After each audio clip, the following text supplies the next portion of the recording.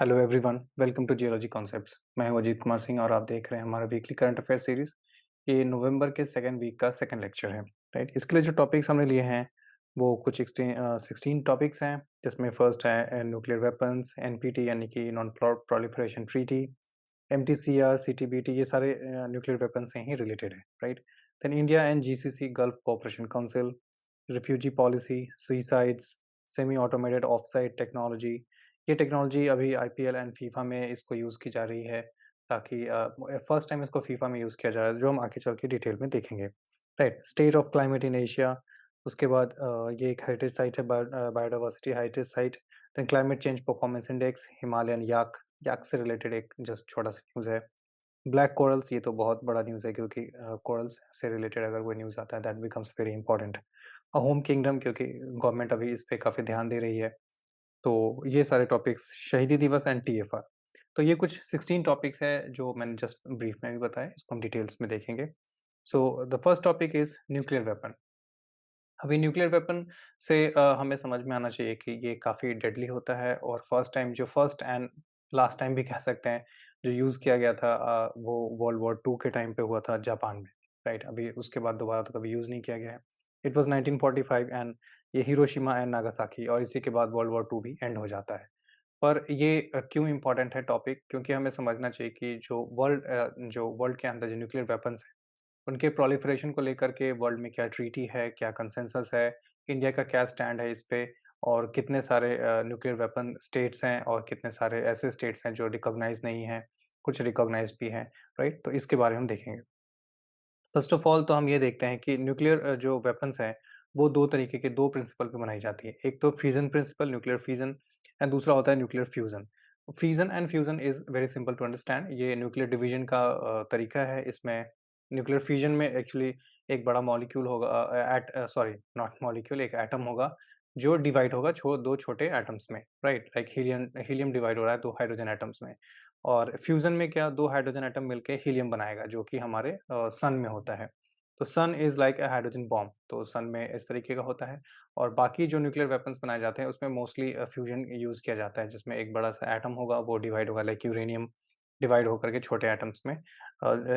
छोटे एटम मतलब उनका जो एटॉमिक वेट है वो कम होता है। राइट? तो ये है, इनके 2 तरीके हैं जिससे हम न्यूक्लियर वेपन्स बना सकते हैं। उसके बाद ये काफ़ी डेडली होते हैं। अगर एक बार अगर अटैक किया गया किसी न्यूक्लियर वेपन से, तो लाखों लोग मारे जाएँगे, पूरी की पूरी सिटी खत्म हो सकती है, राइट? इतना डेडली एंड इतना पोटेंट होता है। तो इसको रोकने के लिए, क्योंकि जब न्यूक्लियर वेपन्स बनाए गए, और न्यूक्लियर वेपन्स का जो सबसे बड़ा कह सकते हैं कि जो जो स्टोरेज है, वो रशिया, यूएस इनके पास है, राइट? सबसे ज़्यादा रशिया के पास है, देन यूएस के पास है। तो इनको, क्योंकि जब वर्ल्ड वॉर खत्म हुआ और जब जापान में वो न्यूक्लियर वेपन्स गिराए गए, उसके बाद ये एक बहुत बड़ा इश्यू हो गया डिबेट का कि आखिर इसका किया क्या जाना चाहिए? जबकि इतना बड़ा जो Russia, US and UK, France, China, इन सब के पास न्यूक्लियर वेपन्स थे, तो इनका किया क्या जाना चाहिए? अगर कल को फिर से वॉर होती है और फिर से ये एक-दूसरे पे अटैक करते हैं, या फिर और भी न्यूक्लियर वेपन्स बनाए जाते हैं, तो पब्लिक के लिए, एनवायरनमेंट के लिए, किसी के भी लिए वो सेफ नहीं है। उसके लिए कुछ ट्रीटीज़ साइन की गई हैं जो इनके प्रोलिफरेशन को रोकती है। यानी प्रोलिफरेशन का मतलब है कि ऐसे स्टेट्स के पास न्यूक्लियर टेक्नोलॉजी चले जाना, लाइक अफ़गानिस्तान या पाकिस्तान के पास तो ऑलरेडी है। पाकिस्तान की अभी आप हालत देखें अगर, तो वहाँ पे ना वहाँ पे खाने को ना आटा है, ना तेल है। मतलब बहुत ही बुरे हालत में पहुँच चुके हैं, और उनके पास है न्यूक्लियर वेपन्स। अगर वो उन वहाँ के टेररिस्ट ग्रुप के पास अगर न्यूक्लियर वेपन्स पहुँच जाते हैं, तो that will be very deadly for anyone in this world, right? तो इसके लिए ये है प्रोलिफरेशन, जिसमें एक न्यूक्लियर वेपन ऐसे स्टेट्स को पहुँच जाता है जो खुद में स्टेबल नहीं है। लाइक अगर अफ़गानिस्तान के पास अगर न्यूक्लियर वेपन पहुँच जाए, अगर मिल जाए उनको, तालिबान को, तो वो कितना खतरनाक हो सकता है, राइट? तो इस तरीके से, तो ये प्रोलिफरेशन ना हो, इसके लिए कुछ ट्रीटी साइन की गई हैं, जिसमें सबसे पहला है एनपीटी, नॉन प्रोलिफरेशन ट्रीटी, जो 1970 में साइन की जाती है। राइट, इसका ऑब्जेक्टिव क्या है?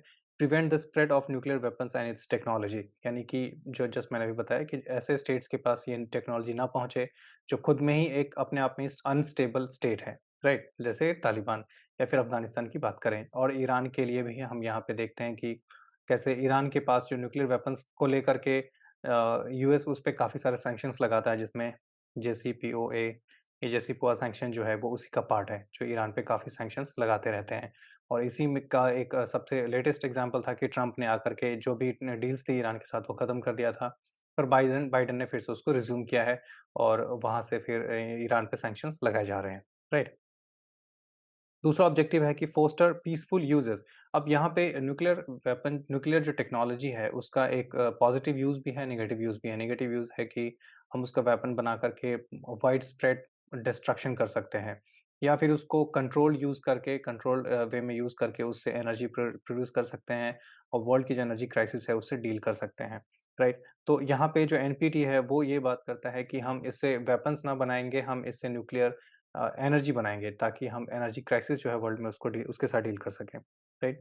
देन उसके बाद न्यूक्लियर डिसआर्मामेंट की बात की गई कि जितने ऑलरेडी जो आर्म्स बने हुए हैं वर्ल्ड में, उसको भी धीरे-धीरे उनको डिफ्यूज़ किया जाए उन आर्म्स को और जो स्टोरेज है, जो स्टॉक पाइल है न्यूक्लियर आर्म्स का, उसको धीरे-धीरे कम किया जाए, राइट? तो ये सारे गोल्स थे एनपीटी के। कितने मेंबर्स हैं? 191 मेंबर्स हैं इसके, जिसमें 5 न्यूक्लियर वेपन स्टेट्स हैं, जो कि पाँचों हमारे जो परमानेंट मेंबर्स हैं सॉरी यूएनएससी के, यूनाइटेड नेशन सिक्योरिटी काउंसिल के, वो सारे मेंबर्स इसके अंदर आते हैं, राइट? उसके बाद कुछ ऐसे न्यूक्लियर वेपन स्टेट्स भी हैं जो कि रिकॉग्नाइज़ नहीं है और जिन्होंने एनपीटी साइन नहीं किया है, जिसमें से एक है इंडिया एंड दूसरा है पाकिस्तान, राइट? तो पाकिस्तान के पास भी न्यूक्लियर वेपन है और इंडिया के पास भी है और इंडिया ने भी साइन नहीं किया है क्योंकि इंडिया अगर साइन करता है तो उसके बाद हम और भी अपने न्यूक्लियर वेपन्स को हमें एक तो उसको डिफ्यूज़ करना होगा और फर्दर हम अपने न्यूक्लियर वेपन्स बना नहीं सकते। इसके लिए इंडिया ने इसको डिस्क्रिमिनेटरी बोल करके साइन नहीं किया है, राइट? तो उसमें हम इंडिया का अगर स्टैंड देखें तो ये हमें पता होना चाहिए along with Pakistan, Israel, north Korea and south Sudan, ये सारे के सारे जो है नॉट ए मेंबर, ये एनपीटी का मेंबर नहीं है, इन्होंने एनपीटी साइन नहीं किया है और इंडिया ने जब नहीं किया तो पाकिस्तान ने भी नहीं किया साइन क्योंकि पाकिस्तान का कहना है कि अगर इंडिया नहीं करता है तो पाकिस्तान क्यों करे, राइट? तो ये पाकिस्तान का कहना था इसलिए पाकिस्तान ने नहीं साइन किया। इसराइल, क्योंकि इसराइल को जब वहाँ पे 6 डेज़ वॉर हुई थी तो कोई हेल्प करने नहीं आया, तो इसराइल इस वजह से इन सब पचड़े में नहीं पड़ना चाहता। उनका कहना है कि हमारी सेफ्टी हमारे हाथ में है, तो इस वजह से साइन नहीं करना चाहते। तो हमें पता होना चाहिए इंडिया का स्टैंड स्पेसिफिकली कि इंडिया का क्या स्टैंड है इसमें। इंडिया का स्टैंड है नो फर्स्ट यूज़, कि इंडिया के पास जो न्यूक्लियर वेपन है, वो हम पहली बार किसी के ऊपर अटैक नहीं करेंगे। जब अगर हमारे ऊपर कोई अटैक कर देता है पहली बार, तो फिर हम जवाबी कार्रवाई में हम किसी के ऊपर अटैक करेंगे, अदरवाइज़ हम फर्स्ट यूज़ नहीं करेंगे। ये इंडिया का स्टैंड है। ये इंडिया का ऑफ़िशियल स्टैंड है कि हम किसी को भी अटैक अपने न्यूक्लियर वेपन से नहीं करेंगे। पर अगर हमारे को कोई करता है तो हम जो उसके बाद जो अटैक करेंगे वो फिर इर्रेपरेबल डैमेज होगा और उसके बाद उस स्टेट का हो सकता है कि उनका नक्शा खत्म हो जाए, नक्शे से उनका एक्जिस्टेंस खत्म हो जाए और ये बेसिकली स्टेटमेंट पाकिस्तान को ही होता है क्योंकि पाकिस्तान से हमें खतरा है। राइट। तो ये सारे हैं nuclear weapon sorry non proliferation treaty के बारे में। तो इसके बारे में हमें कुछ जान जो मेन बातें हैं वो 1970 में साइन करी जाती है। राइट, इसका जो ऑब्जेक्टिव है वो डिसआर्मामेंट है, फर्दर जो पीसफुल यूज़ है वो उसको प्रमोट करना है, प्लस में जो नॉन प्रोलिफरेशन है उसको प्रमोट करना है। राइट, उसके बाद कुछ ऐसे स्टेट्स हैं जैसे इंडिया और पाकिस्तान, इज़राइल, साउथ सुडान, इन्होंने साइन नहीं किया है नॉन प्रोलिफरेशन ट्रीटी को। राइट, देन उसके बाद है एमटीसीआर। अब सिर्फ न्यूक्लियर वेपन्स ही नहीं, कुछ ऐसे मिसाइल्स भी हैं जो कि इंटरकॉन्टिनेंटल होती हैं, यानी कि एक कॉन्टिनेंट से दूसरे कॉन्टिनेंट में जा सकती हैं। तो इस तरीके के मिसाइल बनाने के लिए भी रिस्ट्रिक्शंस हैं। आप इस तरीके अगर आप एमटीसीआर की मेंबर नहीं हैं, तो आपको वो मिसाइल बनाने के लिए या तो टेक्नोलॉजी नहीं दी जाएगी, राइट? अगर सपोज़ कल को तालिबान अगर ऐसे मिसाइल बना ले जो सीधे यूएस को अगर मार सके, तो यहाँ बैठे-बैठे मार देंगे, राइट? तो तालिबान ऐसे वो एक रॉक स्टेट है, तो इस इन सब चीज़ों की वजह से कंट्रोल जो प्रोलिफरेशन है, जो टेक्नोलॉजी है, उस पे कंट्रोल रखी जाती है कि किस तरीके के स्टेट को ये टेक्नोलॉजी जानी चाहिए। तो एमटीसीआर उसी का एक पार्ट है, राइट? एमटीसीआर मिसाइल टेक्नोलॉजी को कंट्रोल करती है। अब इसमें क्या एमटीसीआर को बारे में अगर हम देखें तो ये 1987 में साइन किया जाता है जी7 कंट्रीज़ के द्वारा। India is not a part of जी7, राइट? तो एमटीसीआर में इंडिया जो है अभी 2016 में इंडिया एमटीसीआर का पार्ट बन चुका है, फाइन। तो यहाँ से क्या हम देखेंगे कि 1987 में जी7 एमटीसीआर को लाता है और ये एक नॉन लीगली बाइंडिंग है, यानी कि नॉट लीगली बाइंडिंग मतलब अगर आप इसका मेंबर बन भी जाते हैं, तो ये आपके ऊपर इसके जो डिसीजंस होंगे वो आपके ऊपर बाइंडिंग नहीं होंगे, सब रिकमेंडेटरी है। पर ऑब्वियसली इसके जो मेंबर स्टेट्स होते हैं वो आपके ऊपर प्रेशर बना सकते हैं, सैंक्शन लगा सकते हैं, ठीक है? अब इसके यहाँ पे जो मेन चीज़ है, वो ये है कि अगर आपको कुछ ऐसी मिसाइल बनानी है, जो कि 300 किलोमीटर से ज़्यादा लंबी रेंज की हो, ठीक है? या फिर 500 केजी से ज़्यादा पेलोड अगर आपको उससे भेजना हो, तो उसके लिए आपको एमटीसीआर का मेंबर होना होगा, तभी आपको अलाउ किया जाएगा, अदरवाइज़ फिर आपके ऊपर सैंक्शंस लगाए जाएँगे। अगर आपने बिना उसके मेंबर बने, आपने ऐसी कोई मिसाइल डेवलप कर ली है, तो आप सैंक्शन को बुला रहे हैं अपने ऊपर, ठीक है? तो ये है एमटीसीआर, इसके अंदर 35 मेंबर्स हैं। इंडिया 2016 में इसका 35th मेंबर बना है एमटीसीआर का, ठीक है? इसका मतलब है कि इंडिया अब 300 किलोमीटर से ज़्यादा लंबी रेंज की मिसाइल्स बना सकता है। इंडिया के ऊपर कोई सैंक्शन नहीं आएगा, प्लस जो इसके मेंबर कंट्रीज़ हैं, वो इंडिया के साथ टेक्नोलॉजी भी शेयर करेंगे, ताकि आसानी से हम इस अपने मिसाइल्स को डेवलप कर सकें। China is not A member, China MTCR का मेंबर नहीं है, राइट? देन इसके बारे में ये सारी डिटेल्स हैं, like China is not A member, India जो है 35th मेंबर बन चुका है इसका 2016 में। एंड देन इसके कोई सेक्रेटेरिएट नहीं है एमटीसीआर एंड ओके। तो ये सारे कुछ इसके बारे में डिटेल्स थे जो एग्जाम पॉइंट ऑफ व्यू से इंपॉर्टेंट है। बाकी डिटेल्स होते हैं पर those things are not important. Then आता है CTBT, right? Comprehensive nuclear test ban treaty. ये कहता है कि आप न्यूक्लियर वेपन्स को कहाँ-कहाँ पे टेस्ट नहीं कर सकते, क्योंकि अगर आपने वेपन बनाया है तो उसको टेस्ट भी करना पड़ता है कि वो काम कर रहा है कि नहीं, राइट? तो इसके लिए टेस्ट बैन, क्योंकि 1996 में जो न्यूक्लियर वेपन्स के बाद यानी उस वो कट ऑफ डेट है, यानी उसके बाद आप न्यूक्लियर वेपन्स की कहीं पे टेस्टिंग नहीं कर सकते। और ये एक्चुअली तब आता है जब इंडिया अपनी न्यूक्लियर वेपन्स टेस्ट करता है पोखरण में, राइट? जो कि 1992 की बात है। उसके बाद फिर फाइनली इनको रियलाइज़ होता है कि अगर इंडिया, पाकिस्तान जैसे स्टेट्स के पास अगर न्यूक्लियर न्यूक्लियर वेपन्स आते हैं, तो इसका मतलब पाकिस्तान के पास क्या है, मतलब प्रोलिफरेशन इज़ क्वाइट पॉसिबल, ठीक है ना? क्योंकि वो किसी को भी दे सकता है, किसी भी स्टेट के पास जा सकता है। तो पा इंडिया से ज़्यादा बड़ा खतरनाक स्टेट जो है वो पाकिस्तान है, क्योंकि इंडिया एक डेमोक्रेसी है और पाकिस्तान में आर्मी का रूल है। मतलब इनफॉर्मली, नॉट फॉर्मली। तो इस तरीके से यहाँ पे क्या जो सीटीबीटी है वो किसी भी तरीके के न्यूक्लियर टेस्ट को, यानी कि एयर, वाटर और स्काई, यानी कि कह सकते हैं कि स्पेस में कहीं भी आप टेस्ट नहीं कर सकते। ये हर जगह बैन लगाता है, यानी आप न्यूक्लियर वेपन्स कहीं पे भी टेस्ट नहीं कर पाएँगे, राइट? ये फर्दर डिसआर्मामेंट को प्रमोट करता है। 185 सिग्नेटरी है इसके। इतना बस काफ़ी है, इस एग्ज़ाम पॉइंट ऑफ व्यू से इतना कुछ इनफ होगा। Then the next topic is India and Gulf cooperation Council. अब ये इम्पोर्टेंट क्यों है? क्योंकि जो गल्फ कंट्रीज़ है, इसके अगर हम मैप देखें, तो ये सारी जो कॉन्टिगुअस लैंड मास है, जो यहाँ से ऑरेंज कलर में दिख रहा है, ये सारे गल्फ कंट्रीज़ कहीं जाती हैं, राइट? ये पर्शियन गल्फ के पास में है, इसलिए इसको इसकी वजह से इसको गल्फ कंट्रीज़ का नाम दिया जाता है, राइट? अब इसमें जो 6 कंट्रीज़ हैं, वो हमारे लिए काफ़ी इम्पोर्टेंट है, क्योंकि हमारा काफ़ी ट्रेड होता है, हमारे काफ़ी सारे लोग वहाँ पे काम करते हैं। तो इसकी वजह से हमारा पीपल टू पीपल कनेक्शन भी है, प्लस हमारा ट्रेड रिलेशंस भी है उनके साथ, और प्लस एक मुस्लिम पॉपुलेशन भी हमारे पास एक बहुत बड़ा है, तो उनके एक एक कह सकते हैं कि एक इमोशनल कनेक्ट भी है हमारी मुस्लिम पॉपुलेशन को इन कंट्रीज़ के साथ में, राइट? इसकी वजह से इंडिया की पॉलिसी जो है वो एक डिफरेंट ट्रैजेक्टरी पर चलती है।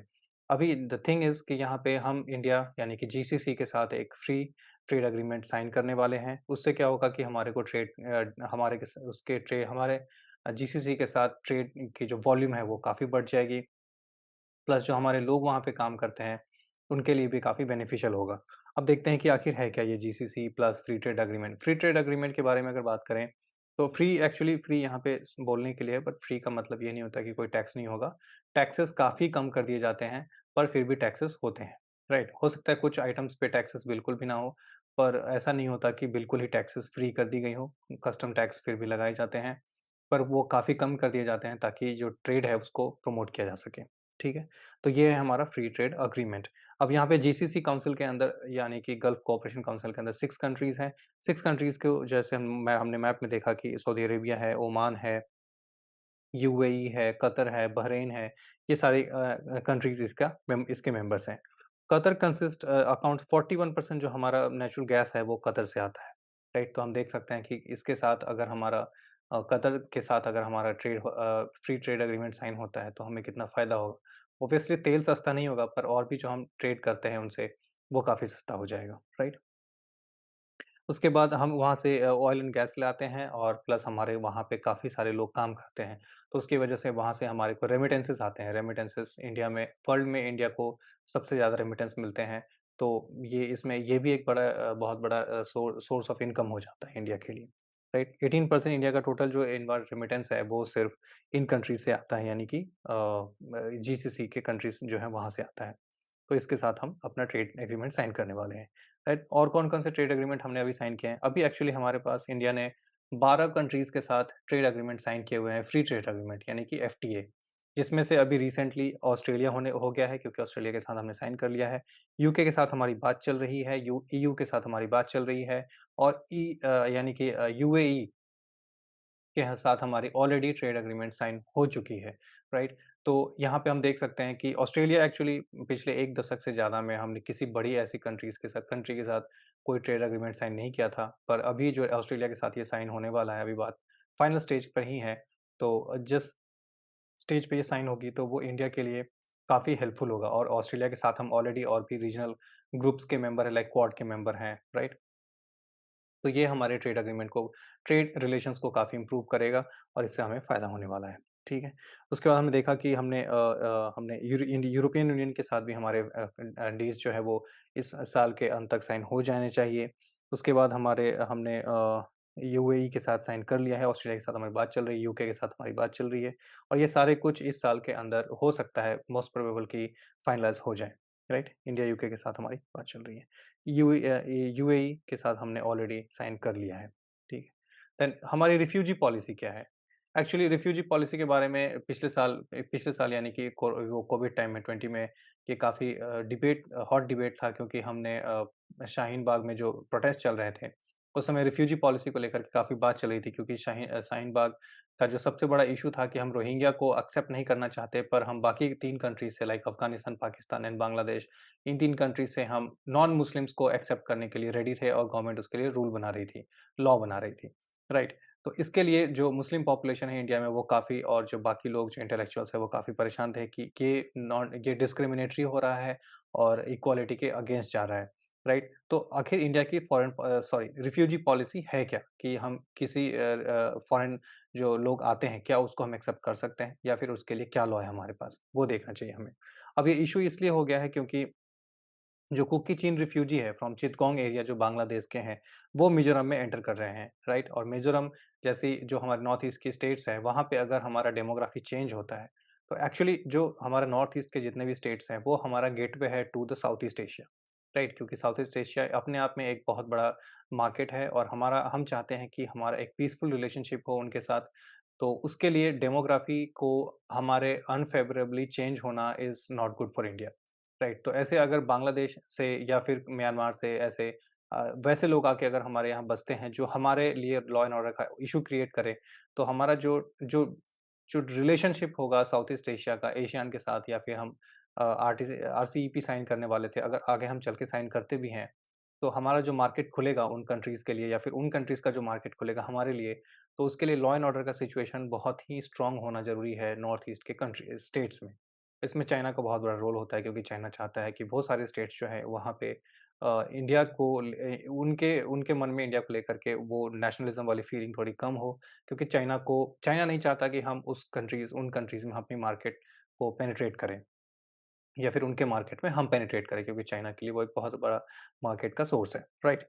तो यहाँ पे रिफ्यूजी पॉलिसी को हम देखने वाले हैं, राइट? तो ये हमने बैकग्राउंड देखा कि क्यों रिफ्यूजी पॉलिसी हमारे लिए इम्पोर्टेंट है और क्यों नॉर्थ ईस्ट की जो स्टेट्स है वहाँ पे हमारी जो डेमोग्राफी है उसको कंट्रोल करना या फिर हमारे फेवर में रखना why all these things are important, ठीक है? तो रिफ्यूजी पॉलिसी क्या है? 2 तरह की रिफ्यूजी पॉलिसी है यहाँ पे। कुछ ऐसे कंट्रीज़ हैं जहाँ से अगर रिफ्यूजीज़ आते हैं तो इंडिया उनको फेवरेबली ट्रीट करती है जैसे श्रीलंका। श्रीलंका से पहले भी लोग आ चुके हैं और अभी भी अगर आते हैं तो इंडिया उनको कार्ड इश्यू करती है ताकि वो यहाँ पे अपने बैंक अकाउंट खोल सकते हैं, यहाँ पे जॉब ले सकते हैं, राइट? पर कुछ ऐसी कंट्रीज़ है जहाँ से अगर रिफ्यूजी आते हैं तो फिर हम उनको कोई कार्ड वगैरह इश्यू नहीं करते, हम सिर्फ़ उनको असिस्टेंस देते हैं ह्यूमैनिटेरियन ग्राउंड पे और हो सके तो जितनी जल्दी हो सके हम उनको वापस डिपोर्ट करेंगे, राइट? तो ये 2 तरीके की हमारी पॉलिसी है।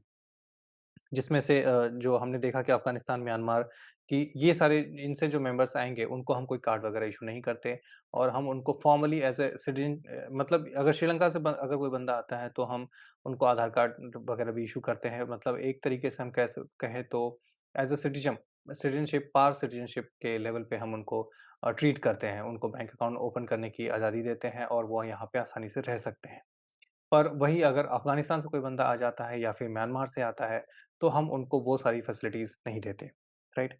ऊपर से इंडिया की जो रिफ्यूजी पॉलिसी है वो 1967 sorry, India is not a party to 1951 refugee convention.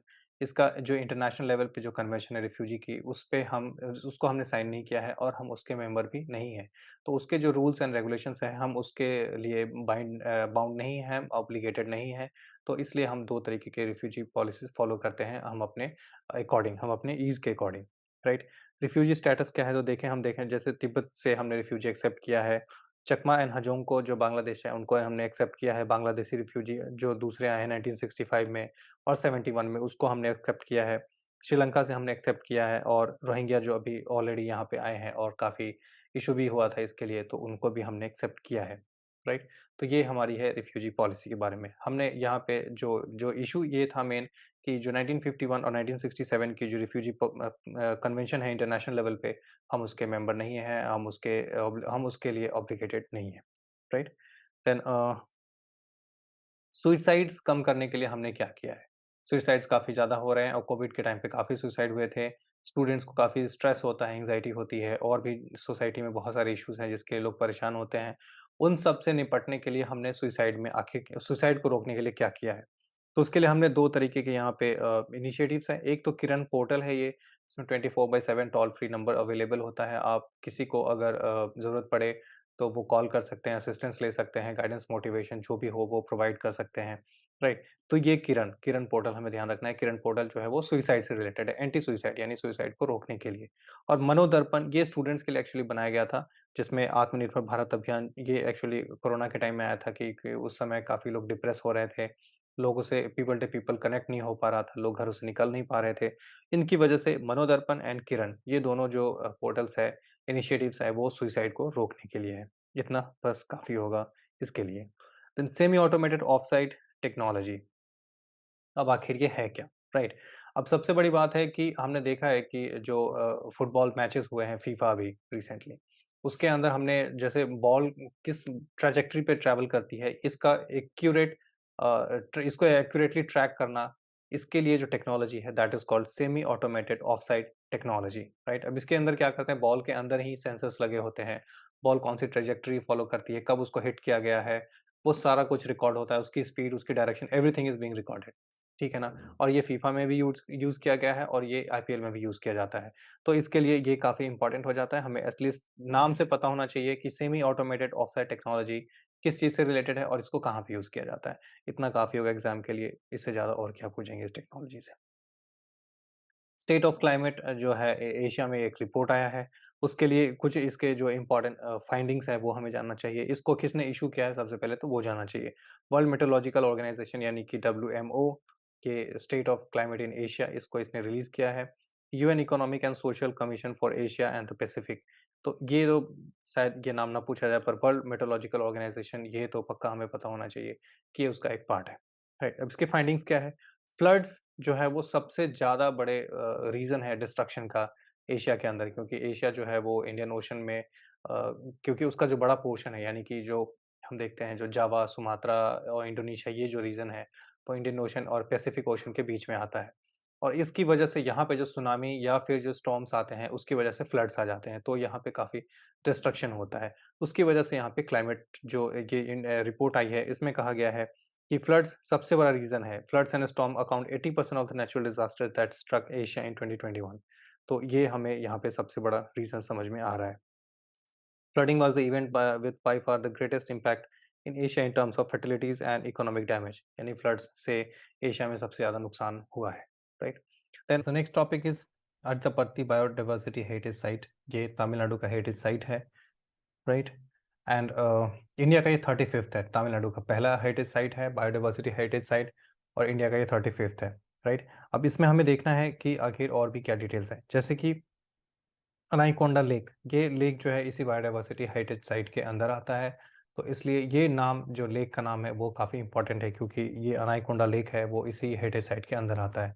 तो इसलिए हमें इस लेक का नाम तो पता होना चाहिए, क्योंकि ये पूछा जा सकता है, राइट? देन उसके बाद इसके अंदर जो हेरिटेज साइट क्या होती है पहले वो हमें पता होना चाहिए कि आखिर किस वजह से इसको हेरिटेज साइट कहते हैं। तो जब भी कोई किसी जगह को ऐसे हेरिटेज साइट या फिर नेशनल पार्क या नेशनल बायोडाइवर्सिटी हॉटस्पॉट ऐसा अगर कुछ डिक्लेयर किया जाता है, तो इसका मतलब होता है कि उसको हमें प्रिजर्व करने की ज़रूरत है। और प्रिजर्व करने की ज़रूरत का मतलब होता है कि वहाँ पे जो स्पीशीज़ है या फिर जो फ्लोरा एंड फौना है वो डिस्ट्रक्ट हो रहा है, उसकी डिस्ट्रक्शन हो रही है। इसी का मत तभी हम उसको प्रिजर्व करने की कोशिश करेंगे, अदरवाइज़ अगर वो फ्लरिशिंग होगा तो हम उसको क्यों ही प्रिजर्व करेंगे, राइट? तो हेरिटेज साइट का मतलब होता है कि एक एक वेल डिफाइंड एरिया होगा, उसके अंदर कुछ unique and ecologically fragile ecosystem होगी, जिसको हमें प्रिजर्व करने की ज़रूरत है, ये इसका मतलब होता है, राइट? अनाकोंडा लेक इसके अंदर है। 35 हमारे पास टोटल बायोडाइवर्सिटी हेरिटेज साइट्स हैं। फर्स्ट इसमें जो हमने फर्स्ट हमारा जो हेरिटेज साइट था वो नल्लूर, ये तामारिन ग्रोव इन बेंगलुरु, ये बेंगलुरु का जो पहला हमारे बायोडाइवर्सिटी हेरिटेज साइट है, जो फर्स्ट 2007 में हम डिक्लेयर किया था कि बेंगलुरु में था, और जो लेटेस्ट है वो तमिलनाडु का पहला, हमारा 35 है और तमिलनाडु का पहला है। देन उसके बाद ये जो जो कौन सी अथॉरिटी है जो इसको डिक्लेयर करती है कि कोई हेरिटेज साइट बन सकता है, तो एक्चुअली इसके लिए स्टेट अथॉरिटी होती है, उसके पास ये पावर होता है। एंड बायोलॉजिकल डाइवर्सिटी एक्ट 2002 या 2002 biodiversity heritage biodiversity biological diversity act sorry biological diversity act 2002, इसके अंदर हम इसको डिक्लेयर करते हैं किसी भी बायोडाइवर्सिटी हेरिटेज साइट को, right? Then the next is climate change performance index, ये किसने रिलीज किया ये हमें पता होना चाहिए, क्या रैंकिंग है इंडिया की ये पता होनी चाहिए। इंडिया की जो रैंकिंग है वो 8th है इसमें 2023 में, 10th रैंकिंग थी 2022 में, यानी हम ऊपर चढ़ रहे हैं, हम नीचे नहीं जा रहे हैं, दैट्स अ गुड थिंग। तो 8th रैंकिंग है 2023 में, 10th है 2022 में, right? Then German Watch, New Climate Institute and Climate Action Network, ये जो है ये दो ऐसे ऑर्गेनाइजेशन हैं जो मिलकर इसको इशू करते हैं, एक तो जर्मन वॉच है एंड दूसरा new Climate Institute and Climate Action network. Annually इसको रिलीज़ किया जाता है सिंस 2005, यानी 2005 से कंटिन्यूसली इसको रिलीज़ किया जा रहा है। दैट इज़ नॉट इम्पॉर्टेंट, आपको ये पता होना चाहिए कि German watch and new Climate Institute and Climate Action network annually इसको रिलीज़ करते हैं। इंडिया की रैंकिंग 8th है इसमें 2023 में, 2022 में इसकी रैंक इंडिया की रैंकिंग 10th थी, राइट? एंड यस, ये सारे इंपॉर्टेंट चीज़ें यहाँ पे हैं। देन यूनाइटेड किंगडम की हम देखें तो 11th रैंकिंग है, यानी इंडिया से जस्ट 3 स्टेप नीचे है। यहाँ पे चाइना की 51st है, यानी चाइना बहुत नीचे है इस मामले में। एंड यूएसए की जो रैंकिंग है वो यहाँ पे 52nd है, और ईरान यानी कि इसमें सबसे नीचे है, 63rd पोजीशन पे ईरान सबसे नीचे है, राइट? तो ये यहाँ पे हमें कुछ इंपॉर्टेंट बातें थी। देन दूसरा टॉपिक जो है then comes is Himalayan yak. याक इसको हिंदी में क्या कहते हैं आई डोंट नो, पर ये एक भैंसे जैसी प्रजाति है, ठीक है ना, इसको बोवाइन एनिमल की कैटेगरी में रखते हैं, राइट? और अब इसको बचाने की कोशिश की जा रही है। अब बचाने की कोशिश की जा रही है, उसका जो स्ट्रैटेजी है that will actually little seems like ironical, but देखते हैं इसको कैसे इन्होंने बचाने की कोशिश करी है। अब जो याक है, हिमालयन याक है, इसको फूड की कैटेगरी में डाला गया है, यानी कि अब इसको लोग खा सकते हैं, तो इससे ये बच जाएगा। कैसे, देखते हैं। तो एफएसएसआई ने जो इंडिया की जो एक तरीके से कह सकते हैं कि जो फूड मटेरियल होती है उसको कैटेगराइज करती है, प्लस उनको रिकॉग्नाइज करती है कि खाने लायक है कि नहीं, फिर एफएसआई का ये मेन पर्पस है, राइट? हिमालयन याक जो है उसको फूड एनिमल घोषित किया गया है। अब इससे क्या होगा कि उसको लोग पालेंगे, क्योंकि अब फूड एनिमल है तो उसको लोग पालेंगे, फिर उसकी रियरिंग होगी, उसको रखेंगे लोग और उसको फिर खाने के पर्पज से यूज़ करेंगे, राइट? तो उसका लोग मिल्क भी यूज़ करते हैं, प्लस मीट भी यूज़ करते हैं। जब मीट इंडस्ट्री का पार्ट हो जाएगा तो फिर उसको हम आसानी से बचा सकते हैं, क्योंकि फिर उसकी फार्मिंग होगी, लोग उसको पालेंगे और फिर उसकी पॉपुलेशन बढ़ने लगेगी। ये है इसके पीछे का लॉजिक कि हम उसको इस तरीके से बचा सकते हैं। अब इसकी जो यूनिक चीज़ ये है कि -40 डिग्री सेल्सियस तक की टेम्परेचर में ये सर्वाइव कर जाता है, हिमालयन याक। ऑब्वियसली हिमालय पे रहता है तो काफ़ी कम टेम्परेचर में वो सर्वाइव कर सकता है, तभी हिमालय पे रह पाएगा। ब्लैक कोरल्स, ये हमारा नेक्स्ट टॉपिक है और ये तो बहुत ही इंपॉर्टेंट है, क्योंकि ये नई डिस्कवरी है। Recently some researchers have discovered 5 new species of black corals. नीचे 2500 फीट यानी 762 मीटर्स की गहराई पे ये मिलते हैं। हमें पता है कि कोरल रीफ्स जो होती हैं वो पानी से ज़्यादा नीचे नहीं रह सकते, क्योंकि उनको सनलाइट की ज़रूरत पड़ती है, क्योंकि उनके अंदर फोटोसिंथेसिस की प्रोसेस होती है, इससे वो अपना फूड प्रिपेयर करते हैं, राइट? तो यहाँ पे जो ये ब्लैक कोरल्स हैं, इनको फोटोसिंथेसिस की ज़रूरत नहीं पड़ती। ये वाटर लेवल से 2500 फीट नीचे, यानी कि कुछ 800 मीटर के करीब 1 किलोमीटर के अंदर वो नीचे रहते हैं। इनका कलर ब्लैक होता है और ऐसी 5 वेराइटीज़ इंडिया में, सॉरी नॉट इंडिया में, ये रिसर्चर्स ने फाइंड की है। ये कहाँ पे मिल रहे हैं? ग्रेट बैरियर रीफ, यानी ऑस्ट्रेलिया के पास ये ग्रेट बैरियर रीफ है, वहाँ पे ये हमें पाया गया है। अब इसका सीन ये है कि जो बाकी कोरल्स है, जो नॉर्मल कोरल्स हमने अभी तक पढ़ा होगा, वो हमें शैलो वाटर्स में मिलते हैं, प्लस वो इक्वेटर के ही आसपास होते हैं, क्योंकि उनको सनलाइट भी चाहिए होती है इसी वजह से। पर ये जो है ये वाटर सरफेस के काफ़ी नीचे होते हैं, प्लस ये ऐसे इनको सनलाइट की ज़रूरत नहीं पड़ती, और ये वहाँ पे जो जू प्लैंक्टन्स होते हैं वाटर लेवल के अंदर, जो काफ़ी नीचे होते हैं, उनको पकड़ के उनको खाते हैं, और उनसे उनकी जो एनर्जी की रिक्वायरमेंट है वो पूरी होती है। राइट, ये इनको कहा जाता है कि कुछ 4000 साल तक भी ये सर्वाइव कर सकते हैं, तो इनकी लाइफ भी बहुत लंबी है। राइट, उसके बाद unlike their colourful shallow water cousins, they rely on sun that rely on sun and photosynthesis for energy. Black corals are filter feeders. Filter feeders का मतलब होता है कि जो ऐसे मतलब वाटर के अंदर जो और भी दूसरे एनिमल्स हैं, वो जो खाना खाने के बाद जो उनके कह सकते हैं जो जो आइटम छूट जाता है, फूड मटेरियल छूट जाता है, उसके बाद जो बचा होता है, उसको जो एनिमल्स या फिर कोई भी ऐसी स्पीशीज खाती है, उसको फिल्टर फीडर्स कहते हैं। राइट, तो ये वहाँ इस तरीके से ये अपना सर्वाइवल करते हैं वाटर लेवल के नीचे। तो ये जू प्लैंक्टन्स होते हैं, और दूसरी मछलियां हैं, या फिर कोई ऐसी डेड बॉडी है जो वहाँ पे कह सकते हैं कि डिस्ट्रॉय हो रही है और डिजॉल्व हो रही है वाटर के अंदर, उसको वो खाएंगे, और उससे उनकी एनर्जी की रिक्वायरमेंट पूरी होती है डीप वाटर्स में, क्योंकि वहाँ सनलाइट तो है नहीं, तो फोटोसिंथेसिस भी कर नहीं पाएंगे। जनरल नेक्स्ट टॉपिक है जनरल लचित बोरफुखान अहोम किंगडम की। अब अहोम किंगडम जो है वो असम से रिलेटेड है, ठीक है ना।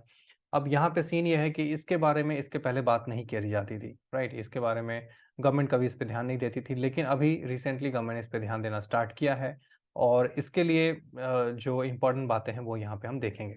बैटल ऑफ सराय घाट, ये इसको इसलिए इम्पोर्टेंट माना जाता है क्योंकि मुगल एम्पायर बहुत ही बड़ा स्ट्रॉन्ग एम्पायर था, तो उससे लड़ने की क्षमता रखने वाले जो भी ऐसे किंगडम थे, उसको रिकॉग्निशन देने की बात चल रही है।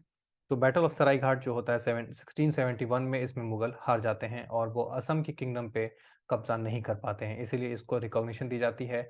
और नेवी के लिए इनको काफ़ी रिकॉग्नाइज किया जाता है, इनकी नेवी के लिए, नेवल पावर के लिए, इनकी लीडरशिप के लिए। इसलिए एनडीए के अंदर जो लोग नेवी में जाते हैं, उनको गोल्ड मेडल दिया जाता है, उनके बेस्ट कैडेट को इन्हीं के नाम पे, ये जो जनरल है इन्हीं के नाम पे वो गोल्ड मेडल दिया जाता है। राइट, ब्रह्मपुत्रा के किनारे वो फाइट की गई थी, बैटल ऑफ सराय घाट, और वहीं से यहाँ पे अहोम किंगडम को जो ये बचा लेते हैं, और वो मुगल उस पर कंट्रोल नहीं कर पाते हैं। राइट, देन दो Lachit Borphukan gold medal is awarded to the best cadet from the National Defence Academy. तो इसलिए यहाँ से उनको लीडरशिप की जो लीडरशिप के लिए मोटिवेशन है, या फिर हमारी जो लेगेसी है, उसको कंटिन्यू करने के लिए ये गोल्ड मेडल दी जाती है। Right, then establish in 2028। ठीक, ये सारे कुछ डिटेल्स हमने इसके बारे में देखे। देन शहीदी दिवस, ये भी इसको काफ़ी अभी प्रमोट किया जा रहा है। अभी पूरी पॉलिटिक्स एक्चुअली चेंज हो रही है, पूरा नैरेटिव चेंज करने की कोशिश की जा रही है। जब भी कोई पॉलिटिकल पार्टी लंबे समय तक रूल करना चाहती है, तो वो नैरेटिव को चेंज करने की कोशिश करती है, क्योंकि नैरेटिव अगर एक बार चेंज होता है तो वो काफ़ी लंबे समय तक चलता है, और उसको वापस चेंज करने के लिए बहुत ही effort and power and resources की ज़रूरत पड़ती है। तो इसीलिए हम देखते हैं कि बहुत सारे जगहों के नाम बदले जा रहे हैं। उसके बाद अलग अलग हीरोज़ को पहचान देने की बात चल रही है, वीर सावरकर उसमें से एक है। राइट, उसके बाद अभी हमने जस्ट देखा पिछला टॉपिक कि कैसे होम किंगडम के जो जनरल थे उनको भी रिकॉग्नाइज किया जा रहा है। शहीदी दिवस, जिसको पहले इतने इस तरीके से नहीं मनाया जा रहा था, उसको भी गवर्नमेंट उस पर फोकस करना चाहती है।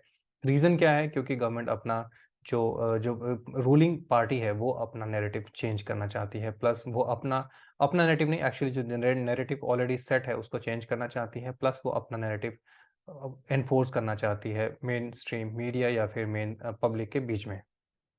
राइट, तो 24 नवंबर को हर साल ये शहीदी दिवस मनाया जाता है। क्यों? क्योंकि गुरु तेग बहादुर को ये इनको औरंगज़ेब ने एग्जीक्यूट किया था। राइट, अब इसकी वजह से इनको रिकॉग्निशन दी जा रही है, ताकि औरंगज़ेब के अगेंस्ट हम अपनी बात रख सकें। राइट, अब गुरु तेग बहादुर के बारे में यहाँ पे बात होती है कि इन्होंने फोर्सिबल कन्वर्जन के अगेंस्ट खड़े हुए थे, जिसकी वजह से इनको एग्जीक्यूट किया गया था। इनका जन्म होता है अमृतसर में, उसके बाद इनको त्यागमल भी कहा जाता है बचपन में, क्योंकि ये बहुत ही त्यागी किस्म के आदमी थे। उनको बचपन से ही, शुरू से ही ऐसा इनका टेंडेंसी थी इनकी कि वो आगे चल के कुछ ऐसा बनेंगे जो सिखों के गुरु गुरु बन जाएंगे, राइट। गुरु तेग बहादुर इन सिखों के 9th गुरु थे। 10th गुरु गुरु नानक देव हैं, और 9th गुरु जो है गुरु तेग बहादुर हैं। 1675 में गुरु तेग बहादुर को एग्जीक्यूट किया जाता है Delhi under the orders of Mughal, और मुगल एम्परर औरंगजेब। 1675 में इनको एग्जीक्यूट किया जाता है, राइट। देन है टोटल फर्टिलिटी रेट। कुछ फर्टिलिटी रेट है जो कि हम देखना चाहेंगे यहाँ पे। जैसे हम देखें कि इंडिया की जो टोटल फर्टिलिटी रेट है वो फाइनली पहुंच चुकी है 2.0, राइट। और ये रिप्लेसमेंट लेवल फर्टिलिटी रेट से नीचे है, क्योंकि रिप्लेसमेंट लेवल की जो फर्टिलिटी रेट होती है वो होती है 2.8, राइट। Sorry 2.1, not 2.8। 2.1 जो होती है रिप्लेसमेंट लेवल की फर्टिलिटी रेट होती है। इसका मतलब होता है कि अगर 2.1 लेवल की फर्टिलिटी रेट अगर मेंटेन करके रखें तो ना ही तो पॉपुलेशन बढ़ेगी ना ही पॉपुलेशन कम होगी, राइट। ये हम देखते हैं। अब इंडिया की फर्टिलिटी रेट देखें तो 1992 में 3.4 थी, 1998-99 में 2.9 होती है, और 2005 में 2.7, 2015 में 2.2, एंड 2021 में आके ये हो जाता है 2.0, जो कि रिप्लेसमेंट लेवल से कम है। इसका मतलब कि अगर ये फर्टिलिटी रेट अगर इसी लेवल पे चलती रही तो हमारी पॉपुलेशन धीरे धीरे कम होगी, जो पॉपुलेशन हमारी है उससे धीरे धीरे कम होगी।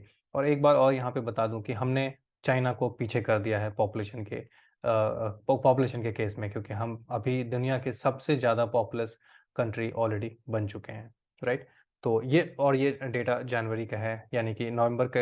वैसे करंट अफेयर्स तो नवंबर का है, पर जनवरी का डेटा है, क्योंकि जनवरी में हमने ऑलरेडी चाइना को पीछे कर दिया है पॉपुलेशन में, राइट।